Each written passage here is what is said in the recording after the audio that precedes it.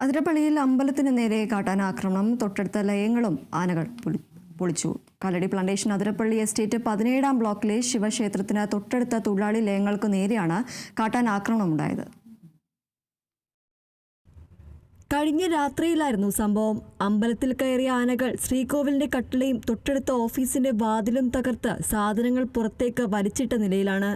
നിരന്തരമായുള്ള കാട്ടാനാക്രമണത്തിൽ പ്രദേശവാസികൾ കടുത്ത പ്രതിഷേധത്തിലാണ്.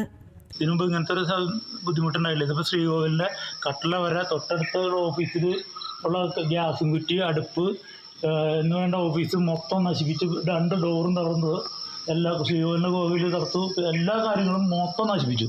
പിന്നെ തൊട്ടടുത്ത് തന്നെ ഫാക്ടറി തൊട്ടടുത്ത് തന്നെയുള്ള ക്വാർട്ടേഴ്സ്, അമ്പലത്തിന് തൊട്ടടുത്തുള്ള ക്വാർട്ടേഴ്സുകൾ മൊത്തം 2-3 പ്രാവശ്യം പൊളിക്കണം. എങ്കിലും ഇപ്പോഴും വീണ്ടും അത് ഒരു സംവിധാനം ഇതുവരെ ചെയ്തു തന്നിട്ടില്ല. ഇതിന് എന്തായാലും ഒരു തീരുമാനം എടുത്തില്ലെങ്കിൽ, എന്തായാലും കടുത്തൊരു തീരുമാനം ഇതിലേക്ക് പോയില്ലെങ്കിൽ ഞങ്ങൾ എല്ലാവരുടെ പ്രശ്നങ്ങൾ തന്നെയായിരിക്കും.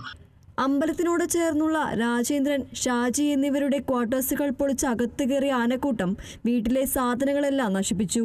1 മാസം മുമ്പ് തൊട്ടടുത്ത പള്ളിയും കാട്ടാനക്കൂട്ടം ആക്രമിച്ചിരുന്നു. കാട്ടാന ഭീഷണി നേരിടുന്ന പ്രദേശമാണ് TSR ക്വാർട്ടേഴ്സ്. കാട്ടാന ഭീഷണി മൂലം 60ഓളം കുടുംബങ്ങൾ ഇവിടെ നിന്നും സ്ഥലം മാറിപ്പോയി. ആനപ്പേടി മൂലം ഈ ഭാഗത്തുള്ള തൊഴിലാളികൾ രാത്രി വെറ്റിലപ്പാറ ഭാഗത്ത് വാടക വീട്ടിലാണ് താമസം. അതുമൂലമാണ് ആളപായം ഒഴിവായത്. ലയങ്ങൾ ആന നശിപ്പിക്കാതിരിക്കുന്നതിന് ലയങ്ങൾക്ക് ചുറ്റും പവർ ഫെൻസിംഗ് സ്ഥാപിക്കണമെന്ന് മാനേജ്മെന്റിനോട് തൊഴിലാളികളും തൊഴിലാളി യൂണിയനുകളും ആവശ്യപ്പെട്ടിരുന്നു. എന്നാൽ ഇതുവരെ പവർ ഫെൻസിംഗ് സ്ഥാപിച്ചിട്ടില്ല.